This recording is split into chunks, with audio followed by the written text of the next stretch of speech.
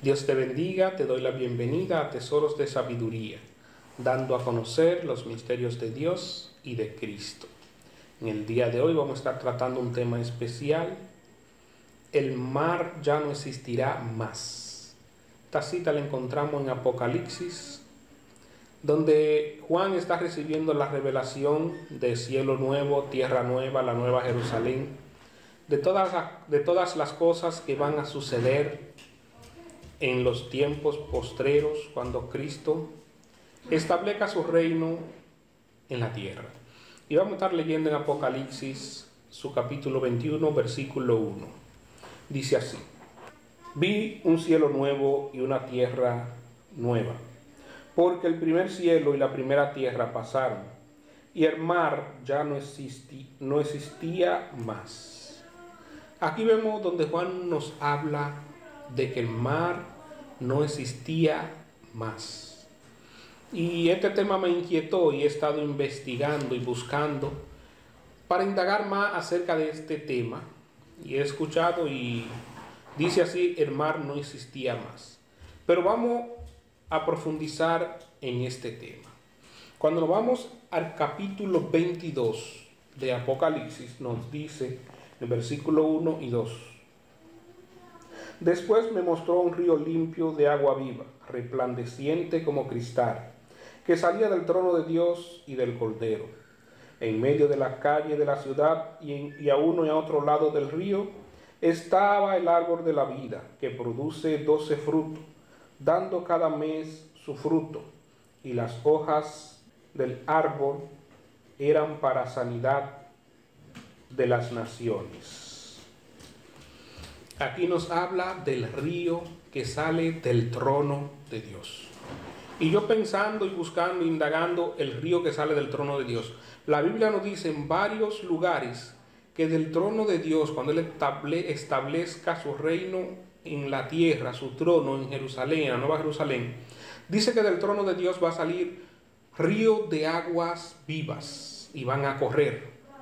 Y viendo los ríos de agua viva, porque los ríos siempre tienen que llegar a un lugar, a un destino, al mar. Mayormente todos los ríos van al mar. Y yo viendo que del trono de Dios sale un río, me expuse a indagar de este tema. Cuando me voy a Ezequiel, el capítulo 40 en adelante habla de lo que es el establecimiento del reino de Dios, de la santa ciudad, del trono, la nueva Jerusalén, del templo. Da un detalle de lo que va a ser la nueva Jerusalén, de lo que va a ser el trono de Dios, de lo que va a ser el templo donde el Señor se va a sentar. Y en el capítulo 47 específicamente, desde el versículo 1 estuve leyendo y estudiando, indagando acerca de lo que dice acerca de ese río, o de esos ríos que van a salir del trono de Dios.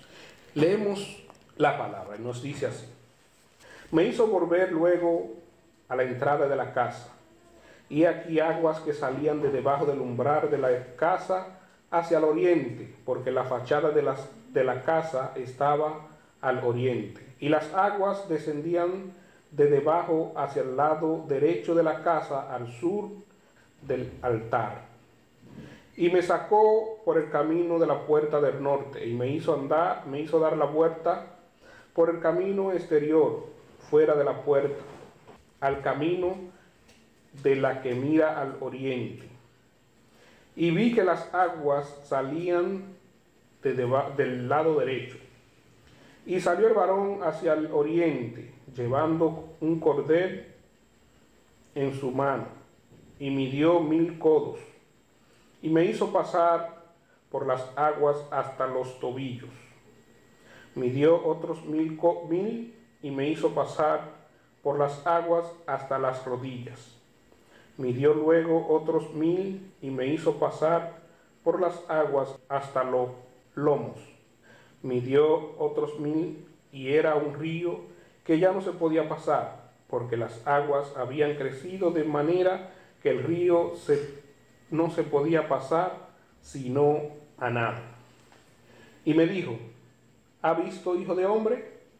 Después me llevó y me hizo volver por la ribera del río. Y volviendo yo, vi que en la ribera del río había muchísimos árboles, a uno y a otro lado. Y me dijo, estas aguas salen a la región del oriente y descenderán al Araba, y entrarán en el mar, y entrada en el mar recibirán sanidad las aguas.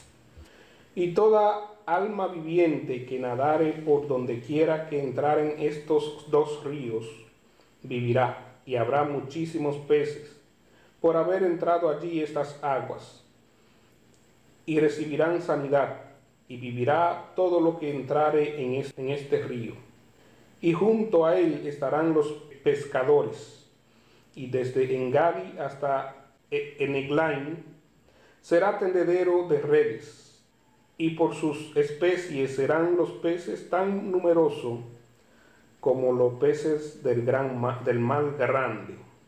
Sus pantanos y sus lagunas no se sanearán, quedarán para salina. Y junto al río, a la ribera a uno y a otro lado, crecerán toda clase de árboles frutales. Sus hojas nunca caerán, ni faltarán el fruto. Y a su tiempo mudarán, porque sus aguas salen del santuario, y sus frutos serán para comer, y sus hojas para medicina. Cuando vemos aquí que nos dice que a uno y a otro lado de ese río estarán diferentes árboles, o muchos árboles, que no mudarán sus hojas, no dejarán caer sus hojas, y darán su fruto a su tiempo. Cuando leímos aquí en Apocalipsis, nos habla también en el versículo 22, de que en medio de la calle de la ciudad, a uno y a otro lado del río, estaba el árbol de la vida, que produce 12 frutos cada mes, y las hojas del árbol eran para sanidad de la nación. Aquí nos dice Ezequiel también que esas hojas de esos árboles serán para sanidad o para medicina. Fueron escritos en diferentes tiempos, en diferentes idiomas, pero cuando nos estudiamos y nos vamos a fondo, nos dice lo mismo. Ese río que sale del santuario, dijo Ezequiel, Juan dijo que ese río sale del trono de Dios. Y que ese río, dijo Ezequiel, que va al mar, uno al mar oriental y otro al mar occidental. Juan nos dice que el mar no existirá más.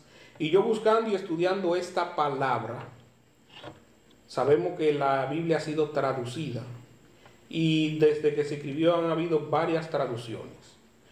¿Dónde quiero llegar? Vamos a llegar a un punto porque la Biblia no se contradice. Juan nos dijo que el mar no existirá más.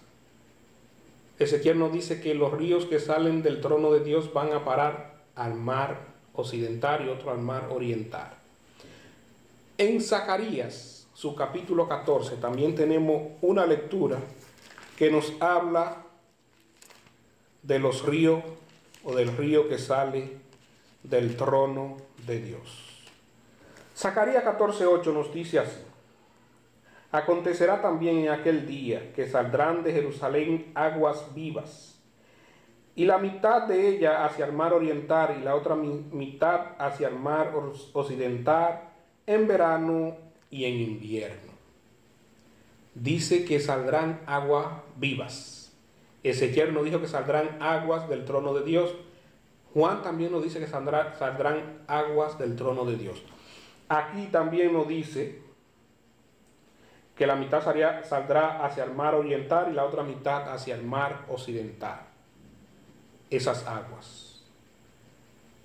También ahí mismo, en este capítulo de Zacarías, en el versículo 16, nos dice de la siguiente manera: y todo lo que sobrevivieren de las naciones que vinieron contra Jerusalén, subirán de año en año para adorar al Rey, Jehová de los ejércitos, y celebrar las fiestas de los tabernáculos. Pensando también en esto que dice que todas las naciones subirán. En ese tiempo no va a haber aviones, no va a haber compañía de barcos, no va a haber automóviles cuando el Señor esté reinando.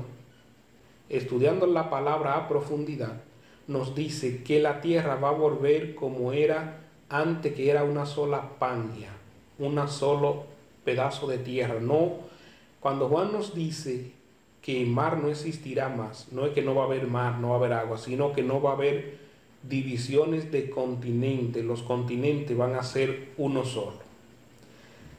Y estudiando esto, me llevó a Primera de Crónica, su capítulo 1, versículo 19, donde nos habla de Peleg. Y a Heber nacieron dos hijos. El nombre de uno fue Peleg, por cuanto en sus días fue dividida la tierra, y el nombre de su hermano fue Jotán. Hay dos posturas de que en sus días fue dividida la tierra. Una postura es que en ese tiempo hubo la división. ¿Recuerdan cuando Babel, que se dividieron, que hubo diferentes idiomas y la gente se dispersó por todo el mundo? Esa es una de las posturas. La otra postura, que la tengo no porque quien la haya dicho, sino por los estudios que haya hecho. Cuando estoy investigando a fondo, el nombre de Peleg significa partir literalmente, dividir, confundir. Otro de los significados que tiene un diccionario especial que tengo aquí, dice, otra definición, dice que es partir por el medio haciendo un canal de agua. Y otra de las definiciones es que significa terremoto, destrucción, división, destrozar, sacudir. Cuando estudiamos este nombre, terremoto, destrucción, sacudir, dividir, partir literalmente, hacer un canal en medio, nos da de que en ese tiempo, dice ahí mismo, fue dividida la tierra, se formaron los continentes. Ahora cuando nos vamos a Apocalipsis, su capítulo 6, vamos a ver qué nos dice en Apocalipsis 6. Apocalipsis 6, 12 al 14, nos dice así: miré cuando abrió el sexto sello, y aquí hubo un gran terremoto, y el sol se puso negro como tela de silicio, y la luna se volvió como sangre, y las estrellas del cielo cayeron sobre la tierra, como la higuera deja caer sus higos cuando es sacudida por un gran viento. Y el cielo se desvaneció como un pergamino, y se enrolló, y todo monte y toda isla se removió de su lugar. Esto habla de un terremoto a gran magnitud que va a ocurrir en el tiempo de la gran tribulación, donde toda isla y todo monte se movieron de su lugar. En Apocalipsis 16, 18 y 20 también tenemos una referencia ahí. Nos dice así: entonces hubo relámpagos y voces y trueno y un gran temblor de tierra, un terremoto tan grande cual no lo hubo jamás desde que los hombres han estado sobre la tierra. Y la gran ciudad fue dividida en dos partes, y las ciudades de las naciones cayeron.